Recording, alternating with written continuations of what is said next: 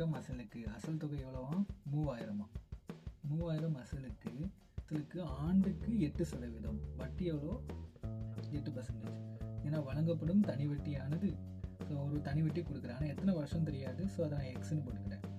பர்சன்டேஜுக்குள்ள 100 கீழே இருக்கும், அதையும் போட்டேன். இது 4000 அசலுக்கு ஆண்டுக்கு 12%. இன்னொரு அசல் இருக்காது 4000. அதுக்கு எத்தனை பர்சன்டேஜ் தான்? 12% தான். 4 வருஷத்துக்கு, இதில் வருஷம் கொடுத்துருக்கேன், 4 வருஷங்களுக்கு தரப்படும் தனி வட்டிக்கு நிகர். ஸோ இதில் கிடைக்கக்கூடிய இந்த அமௌண்ட்டுக்கு இது என்னவா இருக்கா?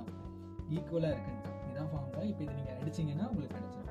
இப்போ நான் என்ன பண்ண போகிறேன், இந்த 100 கட் ஆயிருமா? இந்த 3 0 இந்த 3 0 கட் பண்ணுறேன். 3 12, அடுத்து 1 4 2 8, அடுத்து இந்த ரெண்டையும் அடிச்சிடும். இப்போ 4 2 8. அப்போ எக்ஸுங்கிறது 8 வருடம்.